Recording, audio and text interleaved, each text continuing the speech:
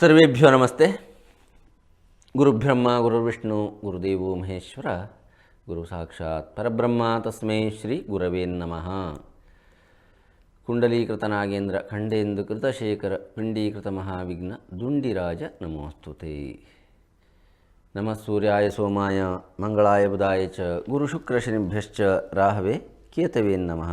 ಅರಿಷ್ಟಾನಿ ಪ್ರಣಶ್ಯಂತಿ ದುರಿತಾನಿ ಭಯಾನಿ ಚ ಶಾಂತಿರಸ್ತು ಶಂಚಾಸ್ತು ಗ್ರಹ ಕುರುವಂತು ಮಂಗಲಂ. ಪ್ರಾತಃ ಕಾಲದಲ್ಲಿ ಪ್ರಮುಖವಾಗಿ ಸೂರ್ಯನಾರಾಯಣನ ಪ್ರಾರ್ಥನೆಯನ್ನು ಮಾಡ್ತಾ ವಿಘ್ನ ನಿವಾರಕನ ಅಂತ ಮಹಾಗಣಪತಿಯನ್ನು ಪ್ರಾರ್ಥಿಸ್ತಾ 9 ಗ್ರಹಗಳನ್ನು ಪ್ರಾರ್ಥನೆಯನ್ನು ಮಾಡಿಕೊಂಡು ಎಂದಿನಂತೆ ಇವತ್ತಿನ ದಿವಸವೂ ಸಹಿತವಾಗಿ ನಿತ್ಯ ಭವಿಷ್ಯದ ಅವಲೋಕನವನ್ನು ಮಾಡುವಂಥ ಸಂದರ್ಭ. ವೀಕ್ಷಕರೇ, ಚಂದ್ರನ ಸಂಚಾರದ ಫಲವಾಗಿ ಯಾವ್ಯಾವ ರಾಶಿಯವರಿಗೆ ಶುಭ ಅಶುಭ ಫಲಗಳಿದೆ, ಪರಿಹಾರ ಏನು ಹೇಳುವಂಥದ್ದನ್ನು ನಿತ್ಯದಂತೆ ನೋಡುವಂಥ ಸಂದರ್ಭ. ಮೊದಲನೇದಾಗಿ ಮಾಡುವಂಥದ್ದು ಪಂಚಾಂಗ ಶ್ರವಣ. ಬನ್ನಿ. ದಿನಾಂಕ 28/7/2025 ಸೋಮವಾರ. ನೋಡಿ, ಹೌದಾ? ಈಶ್ವರನ ಪ್ರೀತಿಯ ದಿನ ಹೇಳುವಂಥದ್ದುಂಟು. ಪ್ರಮುಖವಾಗಿ ಸ್ವಸ್ತಿ ಶ್ರೀ ಶಾಲಿವಾನಗತ ಶಕ 1947ನೇ ವಿಶ್ವಾವಸುನಾಮ ಸಂವತ್ಸರದ ದಕ್ಷಿಣಾಯನ ಸೌರಮಾಸ ಹೇಳುವಂಥದ್ದು ಕರ್ಕಾಟಕ, ಚಾಂದ್ರಮಾಸ ಶ್ರಾವಣ. ತಿಥಿ ಇವತ್ತು ಚೌತಿ, ಮಹಾಗಣಪತಿಗೆ ಪ್ರೀತಿಯಾದಂಥ ದಿನ ನೋಡಿ. ಇವತ್ತು ಶುಕ್ಲ ಪಕ್ಷದ ಚೌತಿ ಇರುವಂಥದ್ದು. ನಿತ್ಯ ನಕ್ಷತ್ರ ಹುಬ್ಬಾ ನಕ್ಷತ್ರ. ರಾಹುಕಾಲ ಅಂತ ಸಂಚಾರಕ್ಕೆ ನೋಡುವಂಥದ್ದಲ್ವಾ.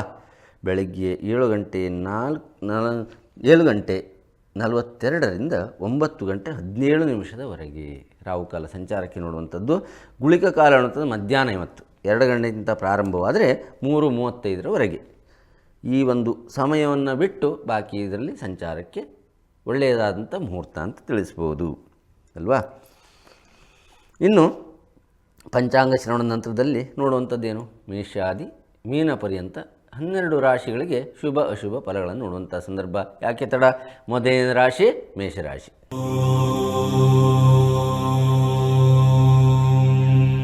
ವ್ಯಯಭಾವದಲ್ಲಿ ಶನಿ ನಿತ್ಯವೂ ಹೇಳುವಂಥದ್ದನ್ನೇ ಅಲ್ವಾ. ಪ್ರಮುಖವಾಗಿ ಯಾಕೆ ಕೇಳಿದ್ರೆ ಹತ್ತಿರದಲ್ಲೇ ಇರುವಂಥದ್ದು, ಹಿಂದಿನ ಮನೆಯಲ್ಲೇ ಸ್ಥಿತವಾಗಿರುವಂಥ ಕಾರಣಕ್ಕಾಗಿ ಮೊದಲು ಶನಿ ಮಹಾತ್ಮನನ್ನು ಅವಲೋಕನವನ್ನು ಮಾಡುವಂಥದ್ದು. ವ್ಯಯಭಾವದಲ್ಲಿ ಶನಿ ಇರುವಂಥ ಕಾರಣಕ್ಕಾಗಿ ಧನವ್ಯಯ ಅಂತ ಹೇಳಿದ್ದಾರೆ. ಅದೇ ರೀತಿಯಾಗಿ ತೃತೀಯದಲ್ಲಿ ಗುರು ಶುಕ್ರರು, ಸ್ಥಾನನಾಶ. ಚತುರ್ಥದಲ್ಲಿ ರವಿ ಬುಧ, ಮನೋಕ್ಲೇಶ. ಚತುರ್ಥ ಸ್ಥಾನ ಅನ್ನುವಂಥದ್ದು ವಿದ್ಯಾರ್ಥಿಗಳಿಗೆ ಸ್ವಲ್ಪ ರೀತಿಯಾಗಿ ಮನೋಕ್ಲೇಶ ಆಗುವಂಥದ್ದು. ವಿದ್ಯಾಕ್ಷೇತ್ರಂ ವಾನಂಚ ಬಂಧೂನಾಂ ಸೌಖ್ಯಮೇವ ಚ ಮಾತಾ ಚ ಪಶು ವೃದ್ಧಿಶ್ಚ ವೇಶ್ಮೆ ಚೈವ ಚತುರ್ಥತಃ. 4ನೇ ಭಾಗದಲ್ಲಿ ರವಿ ಬುಧರ ಸಂಚಾರ ಇರುವಂಥ ಕಾರಣಕ್ಕಾಗಿ ಮನೋಕ್ಲೇಶ. ಧನಲಾಭ ಆಗುವಂಥ ಸಾಧ್ಯತೆ ಉಂಟು. ಯಾವುದೇ ಧನಲಾಭ ಇದ್ದರೂ ನಮಗೆ ಮನಸ್ಸಿಗೆ ನೆಮ್ಮದಿ ಇಲ್ಲ ಅಂತಾದರೆ ಇದ್ದರೇನಂತೆ ಅಲ್ವಾ. ಅದಕ್ಕೋಸ್ಕರವಾಗಿ ಧನಲಾಭ ಸಾಧ್ಯತೆ ಉಂಟು. ಪಂಚಮದಲ್ಲಿ ಚಂದ್ರ ಕುಜಕೇತು, ಮನೋಭೀತಿ, ಬುದ್ಧಿನಾಶ. ಅಷ್ಟಮದಲ್ಲಿ ಮಾಂದಿ ನೋಡಿ, ಇದು ಸಹಿತವಾಗಿ ಪ್ರಮುಖವಾಗಿ ಆರೋಗ್ಯ ಸಂಬಂಧಪಟ್ಟಿರುವಂಥ ತೊಂದರೆಗಳು. ಆರೋಗ್ಯದಿಂದಾಗಿ ವಿತ್ತನಾಶ, ಧನನಾಶ ಆಗುವಂಥದ್ದು. ಅಪಘಾತ ಭಯ. ವಾಹನಗಳಲ್ಲಿ ಜಾಗ್ರತೆ. ಇವತ್ತಿನ ದಿವಸ ಯಾವುದೋ ಒಂದು ಅವಸರವಾಗಿ ಹೋಗಬೇಕು ಕೆಲಸಕ್ಕೆ ಅಂತ ಹೇಳ್ತೀವಿ, ಅಥವಾ ವಾಹನಗಳಲ್ಲಿ ಚಲಿಸುವಾಗ ಏನು ಹೇಳ್ತೇವೆ, ಮೊಬೈಲನ್ನು ಯೂಸ್ ಮಾಡುವಂಥದ್ದು. ಯಾವುದೋ ರೀತಿಯಾದಂಥ ಟೆನ್ಷನ್ನಲ್ಲಿ ಅಲ್ವಾ, ಮಾನಸಿಕ ಒತ್ತಡಕ್ಕೆ ಒಳಗಾಗಿ ಹೋದರೆ ಅಪಘಾತ ಆದಿ ಭಯಗಳಾಗುವಂಥ ಇವತ್ತು ಸಾಧ್ಯತೆಗಳು ಮೇಷರಾಶಿಯವರಿಗಿದೆ. ಜಾಗ್ರತೆ ಹೇಳುವಂಥದ್ದುಂಟು. ಅದಕ್ಕೆಲ್ಲ ಪರಿಹಾರ ದುರ್ಗತಿ ನಾಶಿನಿ ತಾಯಿ ಜಗನ್ಮಾತೆಯ ಅನುಗ್ರಹ ಹೇಳುವಂಥದ್ದಿದ್ದರೆ ಎಲ್ಲ ರೀತಿಯ ದುರ್ಗತಿಗಳು ನಿವಾರಣೆ ಆಗುತ್ತೆ. ಶುಭವಾಗಲಿ. ದ್ವಿತೀಯ ರಾಶಿ ವೃಷಭ ರಾಶಿ.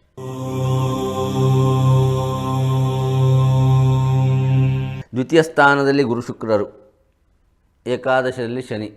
ಈ ವೃಷಭ ರಾಶಿಯವರಿಗೆ ಒಳ್ಳೆಯ ರೀತಿಯಾದಂಥ ಯೋಗ ಅಂತ ಹೇಳ್ಬೋದು. ಯಾಕೆ ಕೇಳಿದ್ರೆ ಈ ವರ್ಷದ ಮಾರ್ಚ್ 26 ನಂತರದಲ್ಲಿ 11ನೇ ಮನೆಗೆ ಕರ್ಮಸ್ಥಾನದಲ್ಲಿರುವಂಥ ಶನಿ ಮಹಾತ್ಮ ಏಕಾದಶಕ್ಕೆ ಬಂದಿರುವಂಥದ್ದು, ಮೀನಕ್ಕೆ. ಮೊನ್ನೆ ಜನ್ಮರಾಶಿಯಲ್ಲಿರುವಂಥ ಗುರು ಮೇ ತಿಂಗಳಿನಲ್ಲಿ ದ್ವಿತೀಯ ಸ್ಥಾನಕ್ಕೆ ಹೋಗಿ ಧನದ ಸ್ಥಾನದಲ್ಲಿ ಸಂಪಾದನೆ ಸ್ಥಾನಕ್ಕೆ ಹೋಗಿ ಕುಳಿತಿರುವಂಥದ್ದು. ಅದರ ಜೊತೆಯಲ್ಲಿ ಶುಕ್ರರೂ ಸಹಿತವಾಗಿ ಜನ್ಮರಾಶಿಯಲ್ಲಿದ್ದರೂ ಸಂಪತ್ತನ್ನು ಕೊಟ್ಟು ದ್ವಿತೀಯ ಸ್ಥಾನಕ್ಕೆ ಹೋಗಿ ಕುಳಿತಿರುವಂಥದ್ದು. ಇದೆಲ್ಲ ಶುಭ ಸೂಚಕಗಳು ಅಂತ ಹೇಳ್ತೇವೆ. 3 ಗ್ರಹಗಳಿಂದಾಗಿ ನಿಮಗೆ ಶುಭ ಆಡುವಂಥದ್ದಿದೆ. ಅದು ಯಾವುದು? ಆರ್ಥಿಕ ಮಟ್ಟ ಪರಿಸ್ಥಿತಿ. ವೃಷಭರಾಶಿಯವರಿಗೆ ಸಂಪಾದನೆಗಳಲ್ಲಿ ಬಾಕಿ ವಿಚಾರಕ್ಕಲ್ಲ, ಬಾಕಿ ಗ್ರಹಗಳು ಇರುವಂಥ ಕಾರಣದಿಂದಾಗಿ ಒಂದೇ ಬಂದರೂ ಮತ್ತೊಂದನ್ನು ಕಳೆಯಲಿಕ್ಕೆ ಬೇರೆ ಗ್ರಹಗಳ ದೃಷ್ಟಿ ಹೇಳ್ತಕ್ಕಂಥದ್ದಿದೆ. ಪ್ರಮುಖವಾಗಿ ಹೇಳುವಂಥದ್ದು ವೃಷಭರಾಶಿಯವರಿನವರಿ ಗುರು ಶುಕ್ರ ಇರುವಂಥ ಕಾರಣದಿಂದಾಗಿ ಧನಪ್ರಾಪ್ತಿ. ಏಕಾದಶದಲ್ಲಿ ಶನಿ ಇಷ್ಟಪ್ರಾಪ್ತಿ ಇದ್ದರೂ. ಚತುರ್ಥ ಚಂದ್ರ ಕುಜ ಕೇತು ಈಗ ಬಂತು ನೋಡಿ. 4ನೇ ಮನೆಯಲ್ಲಿರುವಂಥದ್ದು ಕುಜ, ಕೇತು, ಚಂದ್ರ ಇವೆಲ್ಲ ಇರುವಂಥ ಕಾರಣಕ್ಕೆ ಏನು ಮಾಡ್ತಾರೆ, ಹಣ ಎಷ್ಟೋ ಕೊಟ್ಟಿದ್ದಾರೆ, ಆದರೆ ಹಣವನ್ನು ಸಂಪಾದನೆ ಮಾಡಿರ್ತಕ್ಕಂಥ ಮೂಲ ಯಾವುದು ಅಂತಂದು ಆಲೋಚನೆ ಮಾಡ್ಕೊಳ್ಬೇಕು. ಒಳ್ಳೆಯ ರೀತಿಯಾಗಿ ಸಂಪಾದನೆಯನ್ನು ಮಾಡಿದ್ರೆ ಒಳ್ಳೆಯ ರೀತಿಯಾಗಿ ಧೈರ್ಯವಾಗಿ ಖರ್ಚನ್ನು ಮಾಡಬಹುದು.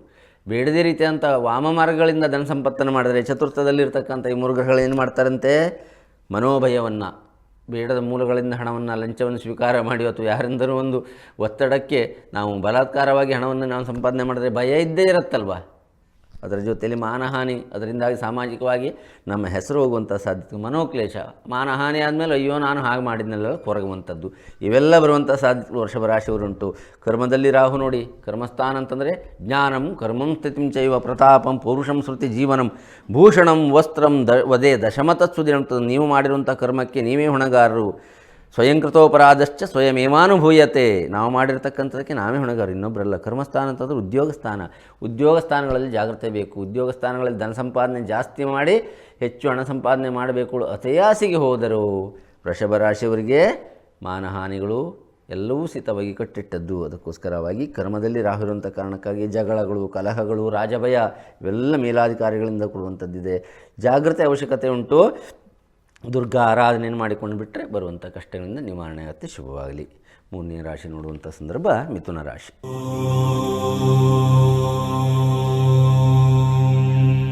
ಮಿಥುನ ರಾಶಿಗೆ ಜನ್ಮರಾಶಿ ಸ್ಥಿತವಾದಂಥ ಗುರು ಶುಕ್ರರು, ಎರಡು ಗುರುಗಳು, ವ್ಯಯಾಧಿಪತಿಯು ಅದೇ ರೀತಿಯಾಗಿ ಕರ್ಮಾಧಿಪತಿಯು ಇಬ್ಬರೂ ಜನ್ಮರಾಶಿ ಬಂದು ಮಿಥುನ ರಾಶಿಯ ಸ್ಥಿತವಾಗಿದ್ದಾರೆ. ಅದರಿಂದಾಗಿ ಏನು ಮನೋದುಃಖವನ್ನು ಕೊಡ್ತಾರೆ.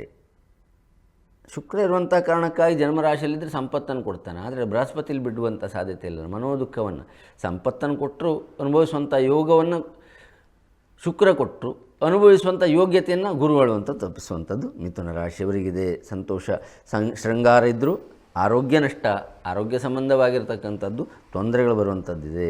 ತೃತೀಯದಲ್ಲಿ ಚಂದ್ರ, ಕುಜಕೇತು, ಸ್ಥಾನಲಾಭ, ಸೌಭಾಗ್ಯ, ಮನೋಭಯ ಎಲ್ಲ ಇದ್ದರೂ ಸಹಿತವಾಗಿ ಮನಸ್ಸಿಗೆ ಭಯ. ನಮಗೂ ನಾವೇ ಒಳಗಿಂದ ಕೊರಗಿದರೆ ಏನು ಹೇಳ್ತೇವೆ, ನಮ್ಮ ಅಂತಸ್ತು ಅನ್ನುವಂಥದ್ದು ಏನು ಹೇಳ್ತೇವೆ, ಅದು ಹೀನತೆ. ಆದರೆ ನಾವು ಯಾವುದನ್ನು ಸಾಧನೆ ಮಾಡಲಿಕ್ಕೆ ಸಾಧ್ಯತೆ ಇಲ್ಲ. ಜಾಗ್ರತೆ ಬೇಕು. ಗುರುವಿನ ಸ್ಥಾನವನ್ನು ಆರಾಧನೆ ಮಾಡುವಂಥದ್ದು. ಗುರುವಿನ ಸ್ಥಾನ ಅಂತಂದರೆ ಗುರುವನ್ನೇ, ಮಠಾಧೀಶರನ್ನೋ ಇವರನ್ನೇ ಆರಾಧನೆ ಮಾಡಿ ಅಂತಲ್ಲ.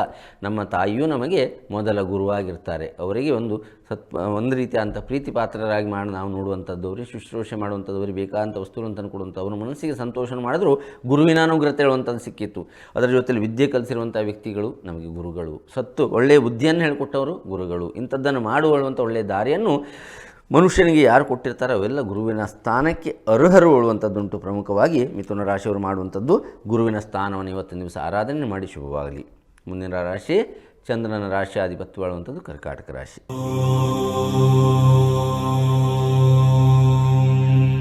ಜನ್ಮದಲ್ಲಿ ರವಿ ಬುಧ, ಆಯಾಸ, ಉಷ್ಣಭಯ, ವಿತ್ತನಾಶ, ಕೋಪ ಇವೆಲ್ಲ ಬರುವಂಥ ಸಾಧ್ಯತೆಗಳಿದೆ.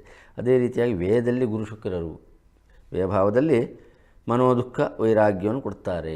ಎರಡು ಗುರುಗಳು ಹೋಗಿ ವ್ಯಯಭಾವದಲ್ಲಿ ಕೂತ್ಕೊಂಡಿದ್ದಾರೆ. ವೈರಾಗ್ಯಗಳನ್ನು, ಜಿಗುಪ್ಸೆಯನ್ನು ಕೊಡುವಂಥ ಸಾಧ್ಯತೆಗಳಿದೆ. ದ್ವಿತೀಯ ಸ್ಥಾನದಲ್ಲಿ ರಾಶಾಧಿಪತಿ ಅಂತ ಚಂದ್ರ, ಮನೆಯನ್ನು ಬಿಟ್ಟು, ಸ್ವಂತ ಮನೆಯನ್ನು ಬಿಟ್ಟು ಎರಡನೇ ಮನೆಯಲ್ಲಿ ರವಿಯ ಮನೆಯಲ್ಲಿ ಕುಳಿತಿರುವಂಥ ಕಾರಣಕ್ಕಾಗಿ ದ್ರವ್ಯನಾಶಗಳಾಗುವಂಥ ಸಾಧ್ಯತೆಗಳುಂಟು. ಮಾನಹಾನಿಯಾಗುವಂಥದ್ದಿದೆ. ಜಗಳ ಆಗುವಂಥ ಸಾಧ್ಯತೆ ಉಂಟು. ಯಾಕೆ, ಪಂಚಮದಲ್ಲಿ ಮಾಂದಿ ಇದ್ದಾನೆಲ್ಲಿ, ಪೂರ್ವ ಪುಣ್ಯ ಸ್ಥಾನದಲ್ಲಿ ಹೋಗಿ ಪುತ್ರ ಸ್ಥಾನದಲ್ಲಿ ಹೋಗಿ ಮಾಂದಿ ಕುಳಿತಿರುವಂಥ ಕಾರಣಕ್ಕಾಗಿ ಬುದ್ಧಿನಾಶಗಳು. ಕರ್ಕಾಟಕ ರಾಶಿಯವರಿಗೆ ವಿಷ್ಣುವಿನ ಆರಾಧನೆಯನ್ನು ಇವತ್ತು ಮಾಡುವಂಥದ್ರಿಂದಾಗಿ ಸ್ವಲ್ಪ ರೀತಿಯಾದಂಥ ರಕ್ಷಣೆ ಇದೆ. ಶುಭವಾಗಲಿ. ಮುಂದಿನ ರಾಶಿ ಸಿಂಹರಾಶಿ.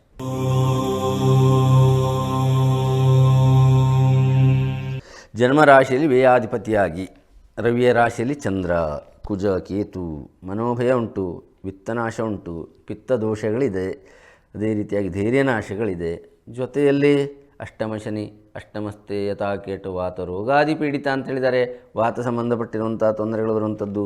ಚತುರ್ಥವಾದಂಥ ಕೇಂದ್ರ ಸ್ಥಾನ ಸ್ಥಿತವಾದಂಥ ಮಾಂದಿ, ಮಾನಹಾನಿ, ವಿದ್ಯಾಹಾನಿ, ವಾಹನಗಳಲ್ಲಿ ಜಾಗ್ರತೆ ಬೇಕು. ಪ್ರಮುಖವಾಗಿ ಸಪ್ತಮ ರಾಹುವಿಂದಾಗಿ ಕಳತ್ರ ಪೀಡೆ, ಹೆಂಡತಿಯ ಆರೋಗ್ಯದಲ್ಲಿ ಏರಿಳಿತಗಳು ಬರುವಂಥದ್ದು. ಸಂಸಾರ ಜಾಗ್ರತೆ.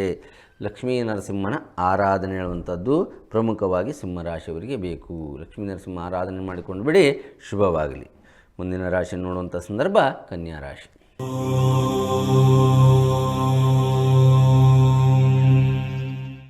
ಕನ್ಯಾ ರಾಶಿಯವರಿಗೆ ಸಪ್ತಮದಲ್ಲಿ ಶನಿ, ಸಂಸಾರ ಭೀತಿ. ವ್ಯಯದಲ್ಲಿ ಚಂದ್ರ, ಕುಜ ಕೇತು 3 ಗ್ರಹಗಳಿದ್ದಾರೆ ವ್ಯಯಭಾವದಲ್ಲಿ. ಧನವ್ಯಯವಾಗುವಂಥ ಸಾಧ್ಯತೆ ಉಂಟು, ಅಪಜಯ ಆಗುವಂಥ ಸಾಧ್ಯತೆಗಳಿದೆ, ಉದ್ಯೋಗ ನಷ್ಟ, ಸ್ಥಾನ ನಷ್ಟ ಇವೆಲ್ಲ ಬರುವಂಥ ಸಾಧ್ಯತೆಗಳು ಕನ್ಯಾ ರಾಶಿಯವರಿಗೆ ಉಂಟು.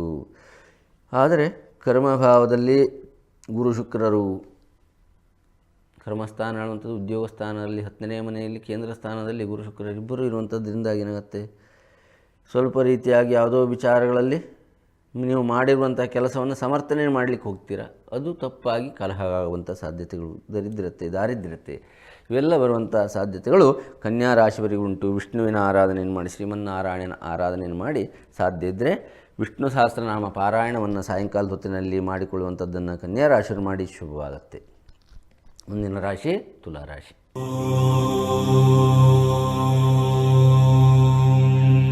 ದ್ವಿತೀಯ ಸ್ಥಾನದಲ್ಲಿ ಮಾಂದಿ, ವಿತ್ತಂ ನೇತ್ರಂ ವಾ ಕುಟುಂಬಂ ಸತ್ವಂ ಸೌಭಾಗ್ಯಮೇವ ಚ. ನಾಲಿಗೆಯ ಸ್ಥಾನದಲ್ಲಿ, ಧನಸ್ಥಾನದಲ್ಲಿ ಅಲ್ವಾ, ಈ ಭಾಗದಲ್ಲಿ ಮಾಂದಿಯ ಒಂದು ಸ್ಥಿತವಾದಂಥ ಕಾರಣದಿಂದಾಗಿ ರೋಗ ಭೀತಿಗಳು, ಧನಹಾನಿಗಳು, ಮಾತಿನಲ್ಲಿ ಯಾವುದೋ ರೀತಿಯಾದಂಥ ಜಗಳ, ವ್ಯಸನ ಇವೆಲ್ಲ ಬರುವಂಥದ್ದುಂಟು. ಭಾಗ್ಯದಲ್ಲಿ 9ನೇ ಭಾವದಲ್ಲಿ ಗುರು ಶುಕ್ರರ ದೃಷ್ಟಿ ಹೇಳುವಂಥದ್ದಿದೆ. ಸಂಸಾರ ಪ್ರೀತಿ, ಮನೆಯಲ್ಲಿ ಒಳ್ಳೆಯ ಖುಷಿ ಉಂಟು, ಸುತ ಪ್ರೀತಿ ಹೇಳುವಂಥದ್ದಿರುತ್ತೆ. ಏಕಾದಶದಲ್ಲಿ ಚಂದ್ರ ಮತ್ತು ಕುಜಕೇತು ಇದ್ದಾರೆ ನೋಡಿ, ಇದು ಒಳ್ಳೆಯದಾಗಿರುವಂಥ ಒಂದು ಯೋಗ ಅಂತ ಹೇಳೋದು. 11ನೇ ಭಾವದಲ್ಲಿ ಕುಜಕೇತು ಚಂದ್ರ ಇರುವಂಥ ಕಾರಣದಿಂದಾಗಿ ದೇಹ ಪುಷ್ಟಿ ಬರುತ್ತೆ, ಸಂತೋಷ ಬರುತ್ತೆ, ಸ್ಥಾನ ಲಾಭಗಳಾಗುತ್ತೆ. ಷಷ್ಠಮದಲ್ಲಿ ಶನಿ ಇರುವಂಥ ಕಾರಣ ಶತ್ರುನಾಶವೂ ಉಂಟು. ನಿಮಗೆ ಇವತ್ತಿನ ದಿವಸ ಒಳ್ಳೆಯ ದಿವಸ ಅಂತ ಹೇಳ್ಬೋದು. ಸ್ವಲ್ಪ ರೀತಿಯಾಗಿ ಆರೋಗ್ಯದಲ್ಲಿ ದ್ವಿತೀಯ ಮಾಂದಿಯಿಂದಾಗಿ ರೋಗ ಭೀತಿ, ಜಗಳ ಭೀತಿ ಹೇಳುವಂಥದ್ದು ಎದ್ದು ಬಿಟ್ಟರೆ ಬಾಕಿ ಎಲ್ಲ ಸಂತೋಷ ದಿನ ಅಂತ ಹೇಳ್ತಾ ದುರ್ಗಾ ಆರಾಧನೆ ಮಾಡಿಕೊಳ್ಳಿ ತುಲಾರಾಶಿಯವರು, ಶುಭವಾಗಲಿ. ಮುಂದಿನ ರಾಶಿ ವೃಶ್ಚಿಕ ರಾಶಿ.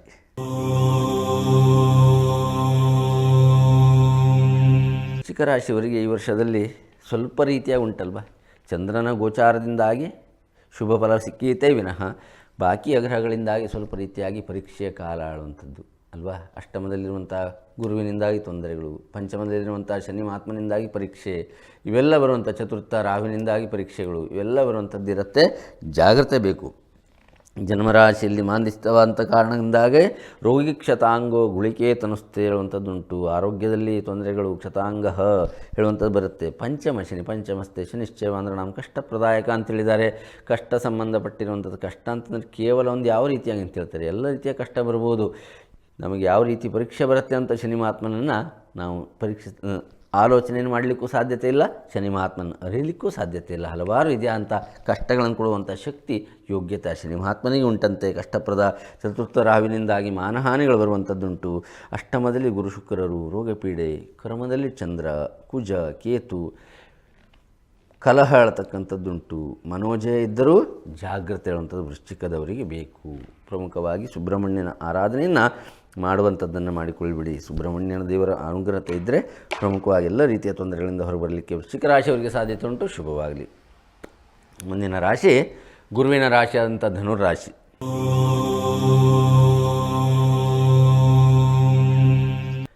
ಎರಡು ಗುರುಗಳ ಶುಕ್ರ ಮತ್ತು ಬೃಹಸ್ಪತಿಯ ದೃಷ್ಟಿ ಹೇಳ್ತಕ್ಕಂಥದ್ದು ಜನ್ಮರಾಶಿ ಅಂತ ಧನುವಿನೇ ಮೇಲಿದೆ. ಸಂಸಾರ ಪ್ರೀತಿ ಉಂಟು, ಸ್ವಲ್ಪ ರೀತಿಯ ಸ್ತ್ರೀ ಪೀಡೆ ಅಂತಂದ್ರೆ ಹೇಳಿದ್ನಲ್ಲ, ಯಾವುದೋ ಒಂದು ವಿಚಾರಗಳಿಗಾಗಿ ಮನೆಯಲ್ಲೇ ಕಿರಿಕಿರಿಗಳನ್ನು ಮಾಡುವಂಥದ್ದು. ಮಕ್ಕಳ ಜೊತೆಲಿ, ಮಗಳ ಜೊತೆಯಲ್ಲೂ ಆದಿತ್ತು, ತಾಯಿಯ ಜೊತೆಯಲ್ಲೂ ಆದಿತ್ತು, ಸಂಸಾರದಲ್ಲಿರ್ತಕ್ಕಂಥ ವ್ಯಕ್ತಿಗಳ ಜೊತೆಯಲ್ಲೂ ಆಯಿತು. ಯಾವುದೋ ಒಂದು ವಿಚಾರಗಳಲ್ಲಿ ಅವರಿಗೆ ಬೇಕಾಗಿರುವಂಥ ವಸ್ತು ಕೇಳಿದಾಗ ನೀವೇನೋ ಒಂದು ಜಿಪುಣತನವನ್ನು ಮಾಡಿ ಅವರ ಮನಸ್ಸಿಗೆ ತೊಂದರೆಗಳನ್ನು ಮಾಡುವಂಥ, ಕಿರಿಕಿರಿ ಆಗುವಂಥ ಸಾಧ್ಯತೆಗಳು, ಬರುವಂಥ ಸಾಧ್ಯತೆಗಳು ಆ ಒಂದು ಧನುರಾಶಿಯವರಿಗಿದೆ. ವೇದದಲ್ಲಿ ಮಾಂದಿದ್ದಾನೆ, ಸರ್ವನಾಶ ಜಾಗೃತಿ ಹೇಳುವಂಥದ್ದು ಉಂಟು. ಏನು ಮಾಡ್ತಾನೆ ಮಾಂದಿ ಹೇಳುವಂಥದ್ದು ಗೊತ್ತಿಲ್ಲ. ಚತುರ್ಥ ಶನಿಯಿಂದಾಗಿ ಸುಖ ಹಾನಿಯಾಗುವಂಥದ್ದಿದೆ. ಭಾಗ್ಯದಲ್ಲಿ ಚಂದ್ರ, ಇಷ್ಟಸಿದ್ಧಿ ಇದ್ದರೂ ಜಾಗ್ರತೆ ಅಗತ್ಯತೆ ಇದೆ. ಚಂದ್ರ ಮನೋಕಾರಕನಾಗಿ ಬಾಕಿ ಗ್ರಹಗಳ ಒಂದು ಹೇಳ್ತೇವೆ ದುಷ್ಪರಿಣಾಮಗಳು ನಮಗೆ ಬರುವಂಥದ್ದಿದ್ದಾಗ ಚಂದ್ರ ಹೇಳ್ತಕ್ಕಂಥವನು ಕೇವಲ ನಮಗೆ ಮನೋಕಾರಕನಾಗಿ ಬೇಕಾದ್ರೆ ಮಾತೃಕಾರಕನಾಗಿ ಒಳ್ಳೆಯದನ್ನು ಮಾಡುವಂಥದ್ದಷ್ಟೇ ಮಾಡ್ಬೋದು. ಬಿಟ್ಟರೆ ಪ್ರಬಲ ಗ್ರಹಗಳು ಚಂದ್ರನಿಗಿಂತೂ ಪ್ರಬಲ ಅಂತ ಗ್ರಹಗಳಿರುವಂಥ ಕಾರಣದಿಂದಾಗಿ ಧನುರಾಶಿಯವರಿಗೆ ದತ್ತಾತ್ರೇಯರ ಆರಾಧನೆಯನ್ನು ಮಾಡುವಂಥದ್ದರಾಗಿ ಬರುವಂಥ ಎಲ್ಲ ಕಷ್ಟಗಳಿಂದ ಹೊರಬರ್ತೀರಾ, ಶುಭವಾಗಲಿ. ಇನ್ನು ಮುಂದಿನ ರಾಶಿ ಮಕರ ರಾಶಿ.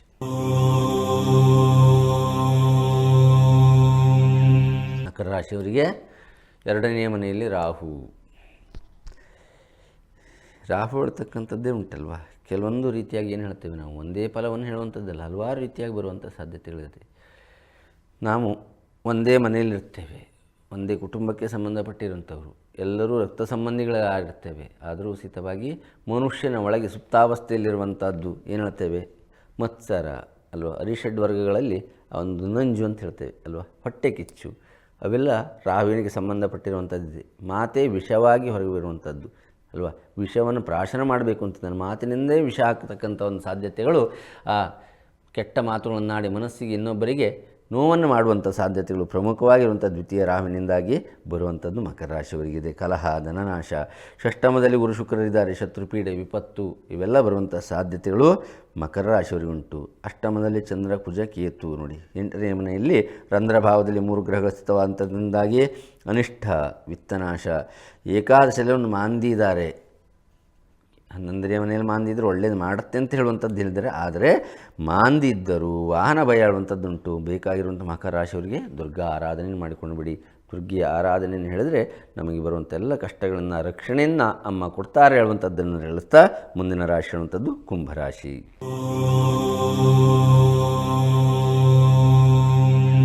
ರಾಶಿಯವರಿಗೆ ಜನ್ಮರಾಹು, ಮನೋಭಯ, ಸ್ವಪ್ನಭೀತಿ, ವಿಷದೋಷ ಏನು ಹೇಳ್ತೇವೆ, ನಾವು ತಿಂದಿರುವಂಥ ಆಹಾರವೇ ವಿಷಮಯ ಆಗುವಂಥ ಸಾಧ್ಯತೆಗಳು, ಹೊಟ್ಟೆ ಕೆಡುವಂಥದ್ದು. ದ್ವಿತೀಯ ಸ್ಥಾನದಲ್ಲಿ ಶನಿ, ವಿತ್ತನಾಶ, ಅದರಿಂದಾಗಿ ವೈದ್ಯರಿಗೆ, ಡಾಕ್ಟರಿಗೆ ಹಣವನ್ನು ಕೊಟ್ಟು ಸುಮ್ಮನೆ ವ್ಯರ್ಥವಾಗಿ ಖರ್ಚು ಮಾಡುವಂಥದ್ದು. ಪಂಚಮದಲ್ಲಿ ಗುರು ಶುಕ್ರ ಇರುವಂಥ ಕಾರಣದಿಂದಾಗಿ ಪೂರ್ವ ಪುಣ್ಯ ಪ್ರಾಪ್ತಿ ಹೇಳುವಂಥದ್ದುಂಟು, ಗುರುವಿನ ದೃಷ್ಟಿ ಹೇಳುವಂಥದ್ದಿದೆ, ಅದರಿಂದಾಗಿ ಸ್ವಲ್ಪ ರೀತಿಯಾಗಿ ರಿಯಾಯಿತಿ ಹೇಳುವಂಥದ್ದು ಸಿಗುತ್ತೆ. ಪೂರ್ವ ಪುಣ್ಯ ಪ್ರಾಪ್ತಿ, ಪುತ್ರ ಪ್ರೀತಿ ಹೇಳುವಂಥದ್ದು ಸಿಗುತ್ತೆ. ಸಪ್ತಮದಲ್ಲಿ ಚಂದ್ರ, ಕುಜ, ಕೇತು, ಭಾರ್ಯಾ ಕಲಹ, ರಾಜಭಯ. ಕರ್ತವ್ಯಗಳಲ್ಲಿ ಜಾಗ್ರತೆ ಬೇಕು ನಿಮಗೆ ಕುಂಭರಾಶಿಯವರಿಗೆ. ಗುರು ಕಾದಾನು ಅಂಥೇಳಿ ನಾವೇನು ಮಾಡುವಂಥ ಕರ್ತವ್ಯಗಳಲ್ಲಿ ಲೋಪವನ್ನು ಮಾಡಿಕೊಂಡ್ರೆ ಸ್ವಲ್ಪ ರೀತಿಯಾಗಿ ಕರ್ತವ್ಯಗಳಲ್ಲೇ ಮೇಲಾಧಿಕಾರಿಗಳಿಂದ ತೊಂದರೆಗಳು ಬರುವಂಥ ಸಾಧ್ಯತೆಗಳು ಕುಂಭರಾಶಿಯವರಿಗಿದೆ. ಸುಬ್ರಹ್ಮಣ್ಯ ಆರಾಧನೆ ಮಾಡುವಂಥದ್ರಿಂದಾಗಿ ಸ್ಥಿರತೆ, ನಮಗಿರುವಂಥ ಎಲ್ಲ ಕಷ್ಟ ಕಾರ್ಪಣ್ಯಗಳು ನಿವಾರಣೆ ಆಗುತ್ತೆ. ಶುಭವಾಗಲಿ ವೀಕ್ಷಕರೇ. ಕೊನೆಯ ರಾಶಿಯನ್ನು ನೋಡುವಂಥ ಸಂದರ್ಭ ಮೀನರಾಶಿ.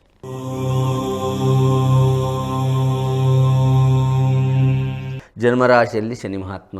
ಜನ್ಮರಾಶಿ ಸ್ಥಿತೋ ಸೌರಿ ಸುಖನಾಶಂ ಕರಿಷ್ಯತಿ ಹೇಳಿದ ಒಂದು ಫಲಗಳು ಒಂದೇ ಕೊಡುವಂಥದ್ದು, ಮತ್ತು ಬೇರೆ ಬೇರೆ ಫಲಗಳಂಥದ್ದು ವಿಪರೀತವಾಗಿಲ್ಲ. ಜಾತಕವನ್ನು ನಾವು ಪ್ರತ್ಯೇಕವಾಗಿ ವ್ಯಕ್ತಿಯ ಜಾತಕವಿದ್ದರೆ ಜನನ ಕಾಲದ ಯಾವ ರೀತಿಯಂಥ ಶುಭಾಶುಭ ಫಲಗಳನ್ನು, ಗೋಚಾರದ ಫಲಗಳನ್ನು, ದಶಾಭುಕ್ತಿಗಳನ್ನು ಇವನ್ನೆಲ್ಲ ವೀಕ್ಷಣೆಯನ್ನು ಮಾಡಿ, ಅಂತರ್ದಶೆಗಳನ್ನು ಇವನ್ನೆಲ್ಲ ಮಾಡಿ ಬೇರೆ ಬೇರೆ ಫಲವನ್ನು ಹೇಳುವಂಥದ್ದು. ನಿತ್ಯ ಭವಿಷ್ಯವನ್ನು ನಾವು ಸಾರ್ವತ್ರಿಕವಾಗಿ ಹೇಳಬೇಕಿದ್ದರೆ ಯಾವ ರೀತಿಯಾದಂಥ ಪಂಚಾಂಗಕರ್ತರು, ಜ್ಯೋತಿಷ್ಯಕರ್ತರು ತಿಳಿಸಿದ್ದಾರೆ ಅಷ್ಟನ್ನು ಮಾತ್ರ ಹೇಳುವಂಥದ್ದು. ಮೀನರಾಶಿಯವರಿಗಿರುವಂಥದ್ದು ಜನ್ಮಶನಿ.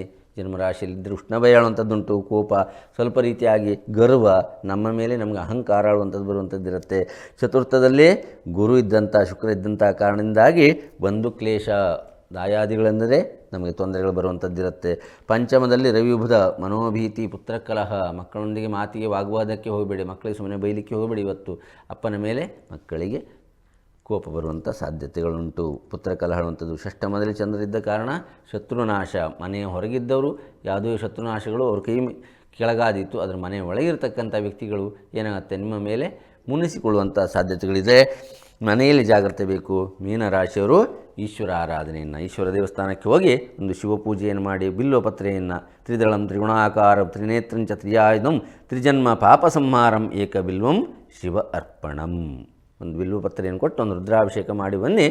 ಖಂಡಿತವಾಗಿ ಉಚಿತವಾಗಿ ಈಶ್ವರ ದೇವರ ಅನುಗ್ರಹದಿಂದ ಇವತ್ತಿನ ದಿವಸ ಶುಭವಾಗತ್ತೆ. ಇಲ್ಲಿಯವರೆಗೆ ಯಾವ್ಯಾವ ರಾಶಿಯವರಿಗೆ ಇವತ್ತಿನ ನಿತ್ಯ ಭವಿಷ್ಯದ ಶುಭ ಫಲ ಆಳುವಂಥದ್ದನ್ನು ನೋಡಿಯಾಗಿದೆ ವೀಕ್ಷಕರೇ. ಯಾರ್ಯಾರಿಗೆ ಶುಭ ಫಲ ಇದೆ, ಯಾವ್ಯಾವ ದೇವತಾ ಆರಾಧನೆಗಳಿಂದ ಶುಭವಾಗತ್ತೆ ಅನ್ನುವಂಥದ್ದು ತಿಳಿಸಿದ್ದಾರೆ, ಅದನ್ನು ತಿಳಿಸುವಂಥ ಪ್ರಯತ್ನವನ್ನು ಮಾಡಿದ್ದೇವೆ. ಎಲ್ಲರಿಗೂ ಸಿದ್ಧವಾಗಿ ಇವತ್ತಿನ ದಿವಸ ಶುಭ ದಿನವಾಗಲಿ, ಮಾಡ್ತಕ್ಕಂಥ ಎಲ್ಲದೂ ಸಿದ್ಧವಾಗಿ ಶುಭ ಕಾರ್ಯಗಳಾಗಲಿ, ಎಲ್ಲರೂ ಸಮಸ್ತ ಲೋಕದಲ್ಲೂ ಒಳ್ಳೆಯದಾಗಿ ಬದುಕಲಿ ಅಂತ ತಿಳಿಸ್ತಾ ಕಾರ್ಯಕ್ರಮ ಮುಗಿಸುವಂಥ ಸಂದರ್ಭ ನಾಳೆ ದಿವಸ ಇದೇ ಸಂದರ್ಭಕ್ಕೆ ಭೇಟಿಯಾಗೋಣ. ಸಮಸ್ತ ಲೋಕ ಸುಖಿನೋ ಭವಂತು. ಶುಭಂ ಭೂಯಾತ್.